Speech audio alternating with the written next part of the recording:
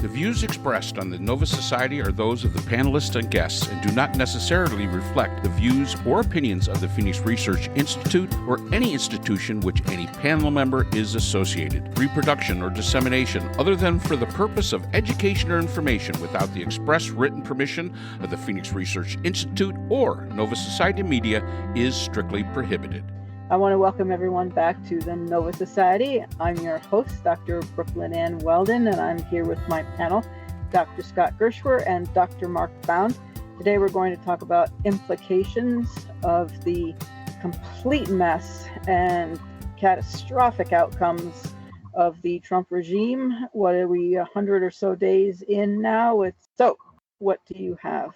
What are you thinking? Well, Mark? Scott wanted to do the economy. Yeah. That's where we'll start. And I think the economy is important for this reason. There are certainly plenty of people out there who can look at the injustice and the outrageous injustice of what's going on with people like Kilmar Abrego Garcia and some of the other people who are suffering less than him, but are still suffering at the hands of the Trump team and their crackdown on any kind of dissent, et cetera, et cetera. But one thing that seems to unite Americans and really, really weighs on them is the economy. People tend to vote their wallets, and people tend to react really, really harshly when the economy is not going well, and the economy is not going well. And so I think the economy is a really important thing if we're ever going to turn this country around and turn all but the most ardent Trump supporters into normal human beings again. It's going to be the economy, not the outrageous lack of justice, that does it. So I have one question for you, Scott. I'd heard yesterday, and I'm sorry, I cannot remember which program I heard it on. Something about Trump thinking of raising the tariffs against China to 245%, and China was lodging a complaint. And I heard also that at one point, President Xi saying that China was not going to raise tariffs again against the United States, regardless of what Trump did. They would simply have an embargo against the United States, and she is doing a big trip around Southeast Asia looking for other partners to trade with, and that Japan, South Korea, for example, were thinking of trading with China in a bloc, and that China, of course, is saying, come on, everybody, we're open for trade, and that the United States will simply be cut out. But I heard that only once, the potential tariff against China for 245%. So I don't even know. I mean, that would, and of course the exceptions for laptops and phones and other items.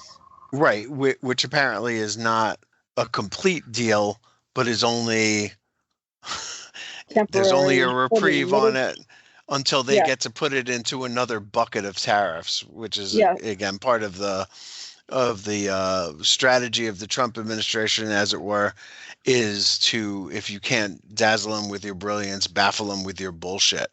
So now they face a 245% tariff, and I think that Beijing has basically said, you know what, we're just not playing this game with you anymore, and they've canceled ordering Boeing jets and other U.S. aircraft parts. And their state media, China Daily, said that the U.S. should stop whining about itself being the victim of global trade. So this isn't going well.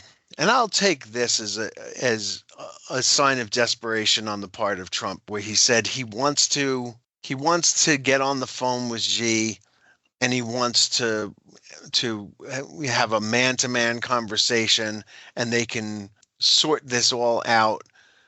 But the ball is in Xi's court, to which, like when he said you have no cards to Zelensky, I'm not sure that it translates as he's hoping that it translates, because I don't think that they think that these are games.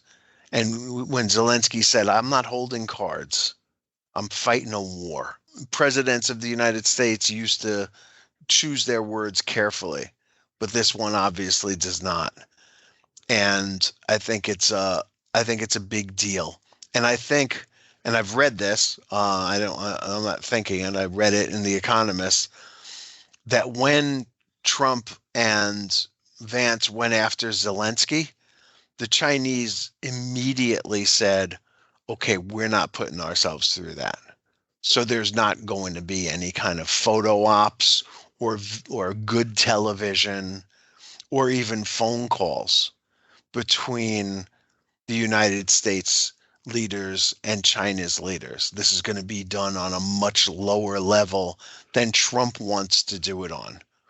And they're going to have to deal with that and uh, China is willing to wait until the infighting of the Trump administration is over and a victor emerges who can then convey messages to China that make sense and are in fact the US's position, and not have this kind of chaos where one day it's in tariffs are in one bucket, the next day they're off, but they're off this bucket, but they're going into another bucket.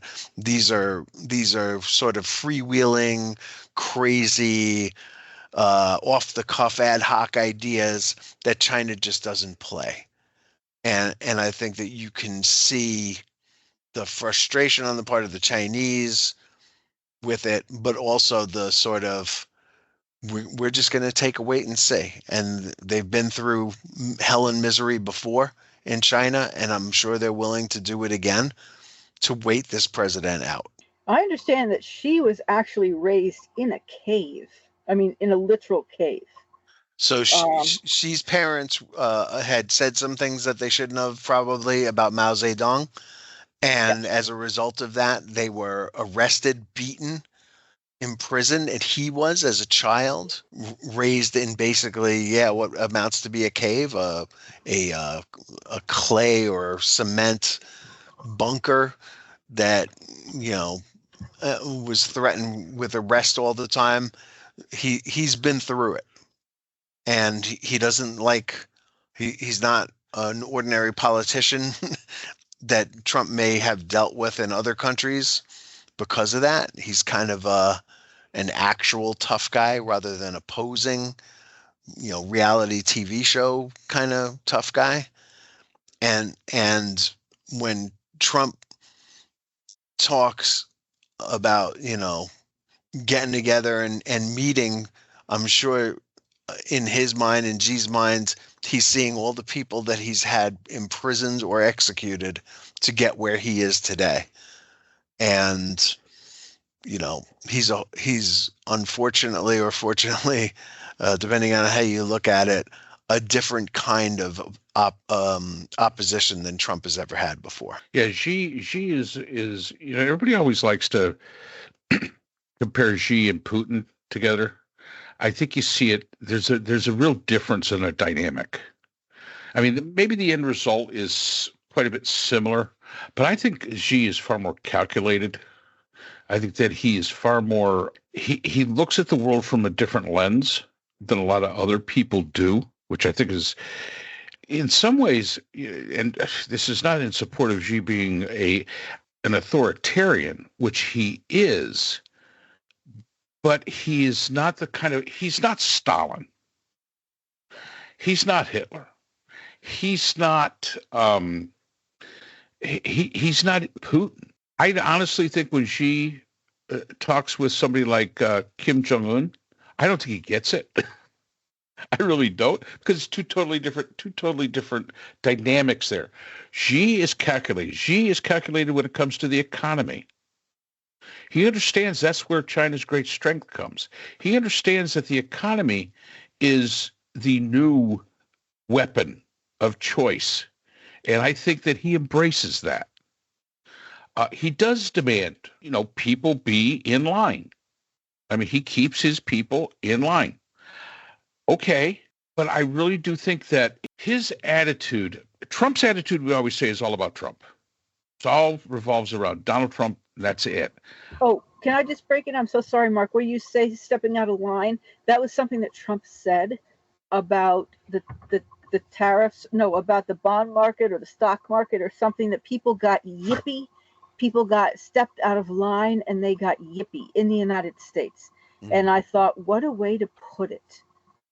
That Americans got yippy and people stepped out of line.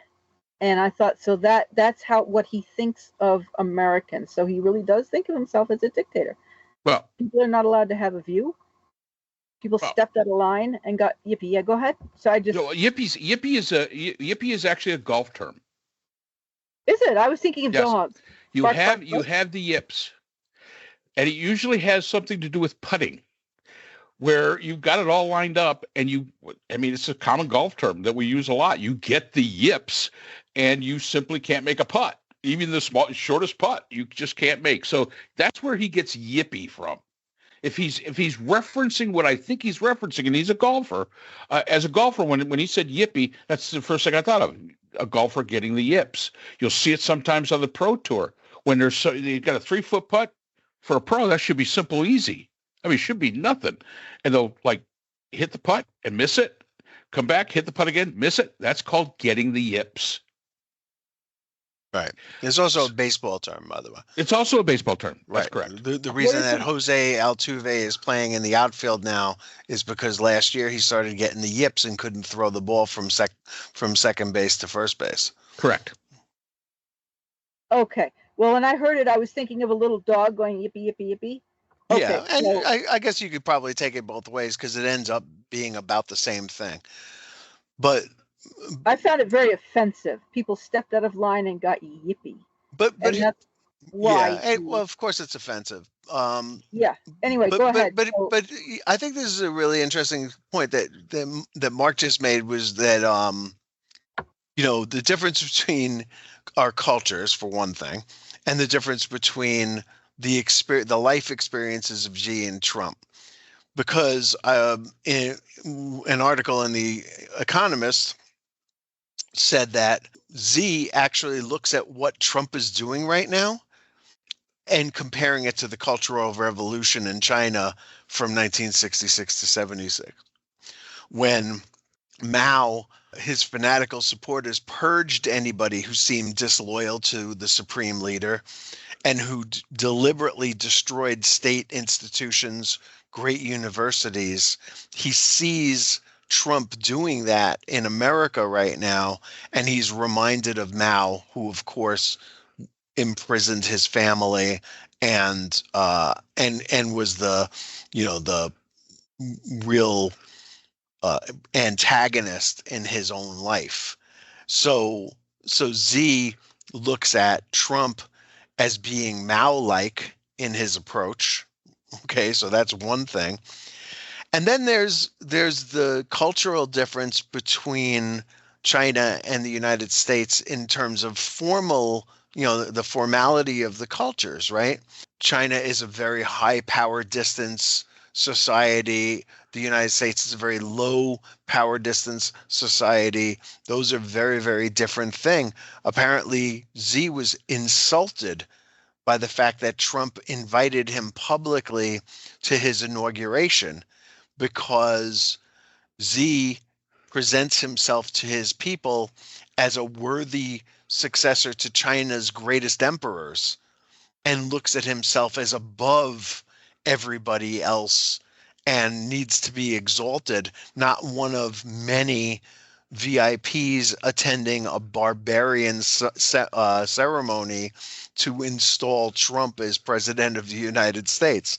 So, that seems very in keeping with the little that I know about Chinese culture, and that, dignity, authority, formality are all things that Xi stands for.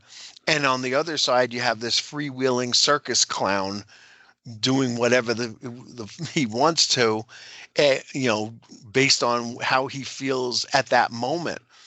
They even point out that when on the golf course, I forget it was the prime minister or of Finland or somebody talked to Trump about the fact that Putin was the antagonist in the war, and he kept slipping and making Zelensky out to be the antagonist of the war.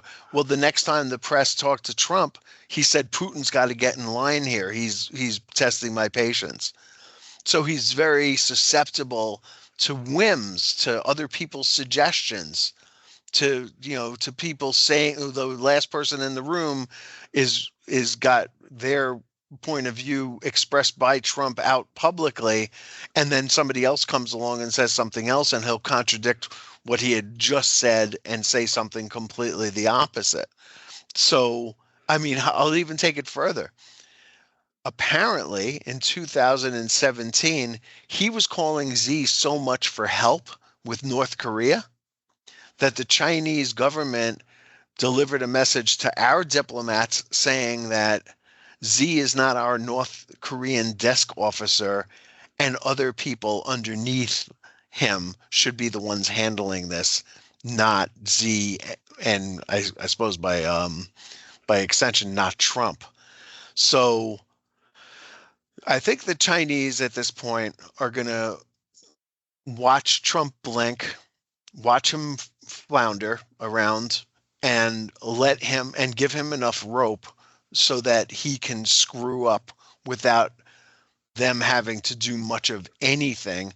And the end game for them is they're wondering whether Trump will eventually sell out Taiwan in order to make a deal with Xi and get things trade rolling between the United States and China. And they're willing to wait to see whether, in fact, Trump will continue to talk about how he doesn't see Taiwan standing up to China, and he's not willing to defend Taiwan. And that will be a great victory for Xi, his life's dream, in fact, to get unification of Taiwan and China. And that's what he's holding out for. And if trade has to suffer in the meantime, he's more than willing to let it happen. Yeah, there's definitely a different dynamic there, and as I was saying, Trump it's all about him. Xi is all about the culture that he comes from. I truly think that Xi, even though yes, he's a dictator, yes, he's probably not a great guy, but the fact is I think he has his country's best interest above his own, which is something that Trump does not have, and Putin doesn't have. And just as Putin doesn't have. That's why Putin sent so many young people to die for, his dream of what it's supposed to be. Again, look at the three different dynamics. Trump is all about Trump. He doesn't care about a dream that he has or legacy for himself. How can I enrich myself? What scam can I grift out of these suckers that are here? That's Trump. Putin looks at it and says, I want to be the next Alexander the Great. I want to be, in that hall with the great czars and, all the great leaders of Russia. Yes, he's going to enrich himself financially. There's no doubt about it. But that is his number one focus. Xi, on the other hand, I think he wants everything that he is doing. Yes, he's probably enriching himself a bit. I'm sure he's not a poor man. Yes, he probably wants to see himself as being somebody that brought China back to where it was supposed to be, yes, but it's the action of actually doing it that I think really is Xi's main impetus, and that is the thing that he is most interested in making China what it should be in his mind, not like Putin saying, yeah, I'm the new czar, but Xi, yes, China is in the forefront of the conversation. And there's your difference. There's your three different dynamics that you have. And of the three, I'm sorry, I kind of like Xi the best. And I don't particularly like any of them, but I'll put Xi ahead because at least he's thinking about his country. Well, Trump is apparently waiting for Xi to call him, and I don't think that's going to happen. Yeah, I don't think it's I'll going be to waiting happen a long either. time. You know, like 15, 20 years ago, Xi was interviewed before he was the top guy in China. Probably back when he was meeting with Biden all the time, because the two of them were second in commands. And he said, quote him, "What I see is not just the superficial things, the power, the flowers, the glory, the applause. I see the bullpens," which he's talking about Mao's prisons, and how people can blow hot and cold. So, the life experience of these men are very, very different. And, you throw Putin in there as well as a former KGB officer, what his life experience was probably all about. And Trump is just so out of his depth here. It's, it is disconcerting to say the least. But, right now he's just the ugly American, as Mark said in another podcast, with the shorts on and the sandals with the black socks, carrying the candle with the brightly colored shirt on. He's just the ugly American, and he's an embarrassment, and he doesn't understand that he's an embarrassment. But these other world leaders are, especially those who come from these really formal cultures, just can't stand the way he goes about things. As bad as we hate it, they hate it so much more. And could I just drop one more thing into this? Because, I mentioned, I think on this podcast a few weeks ago, the problem that we have with aluminum, and we want to put tariffs up on aluminum, right? We're doing that, putting tariffs up on everything, but we're putting tariffs up on aluminum. And our biggest aluminum provider domestically has only recently cited where they're going to build their immense aluminum creation factory. So we're erecting walls of protection around industries that don't exist in the United States. I think you could say the same thing about the silicon chips issue, right? The factory that TMSC, I think it is building in Texas, or I'm sorry, Arizona, has not been built yet. It's not ready to go. It's not producing anything. And yet we're putting tariffs on chips when we can't provide them ourselves. And Tom Friedman, the columnist for the New York Times, was interviewed by his colleague yesterday, and it was a brilliant interview. And he said, as a Democrat, I understand protectionism, right? Democrats were always the party of the unions. They were the party that wanted to make sure that our industries were protected, especially the auto industry, but also the steel industry and others. He said, Trump is putting up walls of protection, and at the same time, he's backing coal. He's talking drill, baby, drill. He's going to Ford Motor Company and telling them to stop making EVs because EVs are woke. They're for girly men. They're not for real men. We want real men cars here. And we're putting up a wall on one hand, but behind that wall, we're not doing anything progressive with it. And I mean progressive in the sense that the future is coming whether we like it or not. The future is going to be electric vehicles, green energy, AI, technology driven.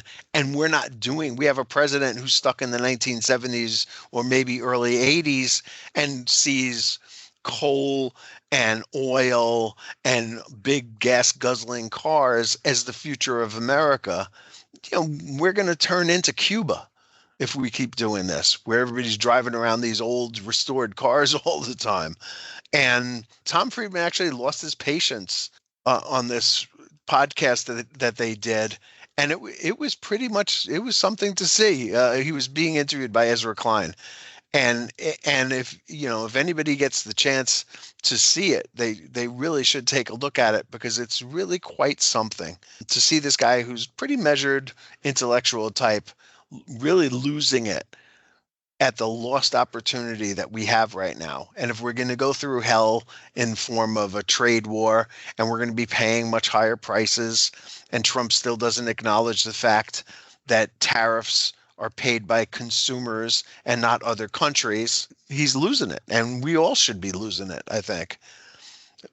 Because I'll tell you, I'll tell you something. The sort of waste of all of this is really disconcerting. We're going to lose. Biden had really set it up so that we were going to win the future. He was going to deny China these chips. He was going to deny them the technology that they need to move forward. And he was going to build factories here. And he had the carrots, right? And he wasn't a big stick guy.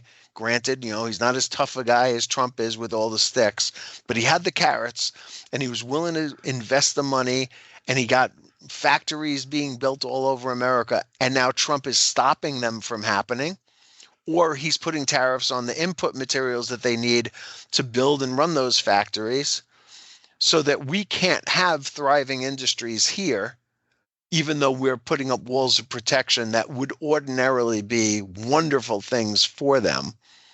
And we're just completely wasting these opportunities. You bring up an interesting point when you say that why would we tariff a country that we have a trade surplus with instead of a trade deficit? And I'm going to go back to something that I said last week, and I'm going to say it again, and I think it's true. This is not tariffs, right? You don't really tariff countries. You tariff products. You tariff industries. You protect yourself using tariffs.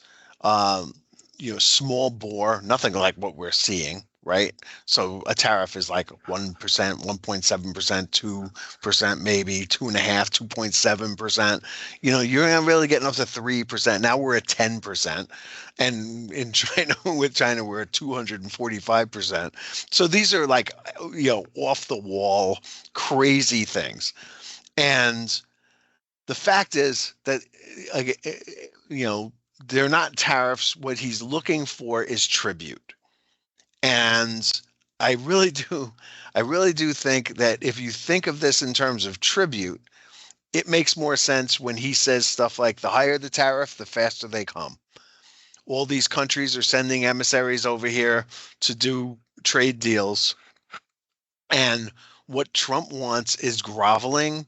He wants the show of respect. He wants the kissing of the ring, and he wants cash. He wants bags of cash, suitcases of cash. He wants cash in paper bags being delivered to the White House parking garage. He wants euros and Swiss francs and yen, pesos and bitcoins and Trump coins. And he doesn't want it going to U.S. Customs because that's a tariff. He wants it going to the U.S. president because that's tribute.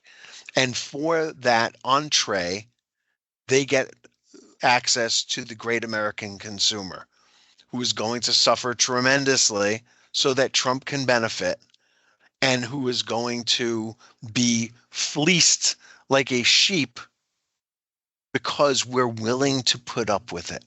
We have proven ourselves time and time and time again that we can whine and we can cry and we can shout, but we pay and we buy and we buy and we buy and we buy, and we argue about, complain about gas prices from our fishing boats, and we complain about gas prices in our gigantic cars, and we complain about egg prices while we're at champagne brunch. But we're not ever going to stop buying, and they know that, and they're going to use us as a natural resource to fund themselves. And this is all about corruption, tribute, and America becoming a rentier state. In some cases, people are wearing, instead of the American flag pin, they're now wearing a profile pin of Trump's head. Right, the little gold Trump head. Yep. Yeah, on their, so I mean, that is, to me, that is like, it's sacrilege. I mean, it's un-American to take the flag pin off. Well, it's silly. I mean, it's just silly. I actually bought myself a new Hawaiian shirt for out at the Oasis out here at the backyard. It's Canadian. It's the Canadian flag and all that. I'm going to actually fly the Canadian flag out here because I like the Canadians. Imagine, though, if we got together and we put all the quotes from Trump into a tiny little book and sold it to people who want to wear it on a lanyard around their necks, And whenever they felt like sad or something like that, they could just pull it out and read the wisdom of Chairman Trump. Wouldn't that be something? We could probably make a fortune with that. It'd be like the Little Red Book. Yeah, the Little Red Book. It would be the Little Red Book, the Little Red Book of Trump. And on the front, we could have "Make America Great Again." But unfortunately, he'd want a cut. Yeah, but we're not giving him a cut. We're going to do this ourselves. Made in China. Made in China. I'm telling you, this is great. Quotations. I think we found a new way to make like $1 gazillion off of really stupid people. Yeah, I'm all for it. Let's do it. You get Kid Rock to wear it around his neck once, and people will start doing it all the time. Kim Kardashian, whoever you need to endorse it. The wisdom of the Little Red Book of Trump wisdom. There you go. I remember I used to go to Gartner IP Expo down in Orlando, Florida, at the Dolphin Resort down there. And you had a lanyard around your neck with the schedule. And every now and then you'd see people pulling out their little booklets and looking through. And I always thought it was the quotations of Chairman Mao. And we need to get that. We need to do that. It would be hysterical. We could turn that into a trend, I'm telling you. Absolutely. All right, guys. That's it for today. I think I'm right, freaking exhausted. Now we're exhausted. Now we came up with a money-making scheme. Thank you both. And thank you to our listeners. And we'll see you again next time on the Nova Society. The Nova Society is a production of Nova Society Media, a division of the Phoenix Research Institute. We'd like to thank our production partners, Buzzsprout, who hosts the Nova Society, Audacity, our editing partners, Apple iTunes, the largest source of podcasts and music on the internet, Spotify, the most popular platform for the Nova Society, and iHeartRadio, your source for all things music and podcasting. The Nova Society is available on all of these and other quality platforms listed in our description. We'd also like to thank all of our listeners. Without your support, the Nova Society would not be possible. If you have a question or comment, we can be reached at nova.society.podcast@gmail.com. So for Dr. Brooklyn Ann Weldon, Dr. Priscilla Hobbs, Dr. Scott Gershwer, and all of us here at the Nova Society, I'm Dr. Mark Bound. Remember, the true power in society is knowledge. Thanks for listening, and we will see you again next time. Hi, everyone. This is JJ, the co-founder of Good Pods. If you haven't heard of it yet, Good Pods is like Goodreads or Instagram, but for podcasts. It's new, it's social, it's different, and it's growing really fast. There are more than 2 million podcasts, and we know that it is impossible to figure out what to listen to. On Good Pods, you follow your friends and podcasters to see what they like. That is the #1 way to discover new shows and episodes. You can find Good Pods on the web or download the app. Happy listening!